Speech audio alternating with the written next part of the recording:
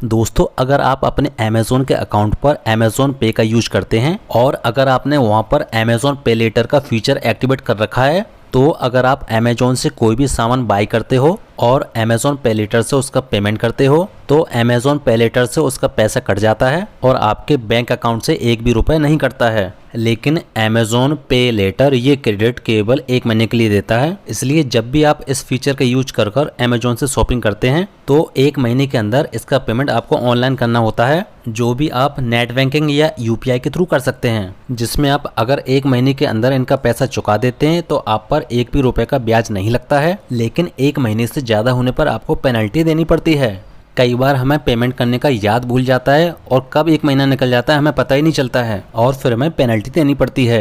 इसी परेशानी से बचने के लिए आज हम आपको ऑटो रिपेमेंट का तरीका बताने वाले हैं, जिससे कि हर महीने की 5 तारीख को ये अपना पैसा आपके बैंक अकाउंट से ऑटोमेटिकली काट लेंगे, जिससे कि आपकी पेनल्टी बच जाएगी। चलो अब हम जानते हैं कि ऑटो रिपेमेंट सेट कैसे करेंगे। दोस्तों वीडियो अच्छा लगे तो वीडियो को लाइक और चैनल को सब्सक्राइब भी करते जाना। चलो मैं थोड़ा सा पहले अमेज़ॉन पे लेटर के बारे में बता देता हूँ कि अमेज़ॉन पे लेटर क्या है। मान लो कि आपको अमेज़ॉन से कोई भी चीज़ खरीदनी है, लेकिन उस चीज़ को खरीदने के लिए आपके पास उस वक्त पैसे नहीं है। मतलब कि ना तो आपके पास कैश में पेमेंट है और ना ही आपके बैंक अकाउंट में पैसे हैं, लेकिन फिर भी आप उस चीज़ को खरीदना चाहते हैं। तो इसके लिए अमेज़ॉन पे लेटर नाम से एक सुविधा देता है, जिसमें आप कुछ अमाउंट तक आप इसका यूज कर अमेज़ॉन से शॉपिंग कर सकते हैं और फिर बाद में 1 महीने के अंदर इसका पेमेंट कर सकते हैं। ये एक तरीके से क्रेडिट कार्ड की तरह वर्क करता है और प्रत्येक व्यक्ति को अलग अलग उसके क्रेडिट स्कोर के हिसाब से इसमें अमाउंट दिया जाता है। उतने ही पैसों तक की आप इससे शॉपिंग कर सकते हैं। ये 1 महीने के उधार खाते की तरह है।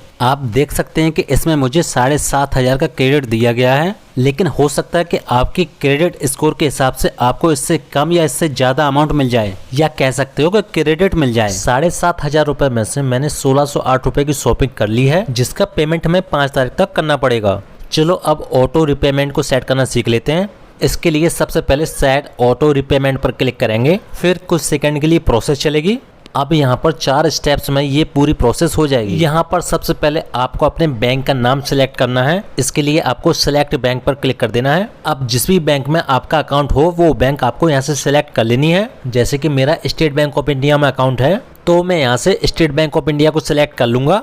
अब आपको यहाँ से रिपेमेंट मोड को सिलेक्ट कर लेना है। दोस्तों इसमें आप रिपेमेंट 2 ही तरीकों से कर सकते हैं, या तो डेबिट कार्ड या फिर नेट बैंकिंग के थ्रू। जैसे कि मेरे पास नेट बैंकिंग है तो मैं नेट बैंकिंग को सिलेक्ट कर लूंगा। अगर आपके पास नेट बैंकिंग नहीं है तो आप डेबिट कार्ड को भी सिलेक्ट कर सकते हैं। अब प्रोसेस पर क्लिक कर देना है। अब यहाँ पर आपको अपने बैंक का अकाउंट नंबर डाल देना है और फिर वेरीफाई पर क्लिक कर देना है। जैसे ही आप वेरीफाई पर क्लिक करेंगे तो आपका अकाउंट वेरीफाई हो जाएगा और आपका नाम यहाँ पर लिखकर आ जाएगा। अब आपको कंटिन्यू पर क्लिक कर देना है। इसके बाद बैंक अकाउंट वेरीफाई करने के लिए ये आपके बैंक अकाउंट में 1 रुपये भेजेगा और आपका बैंक अकाउंट वेरीफाई हो जाएगा। अब कुछ इस तरीके का इंटरफेस आपको देखने को मिलेगा। आपको नीचे प्रोसीड पर क्लिक कर देना है।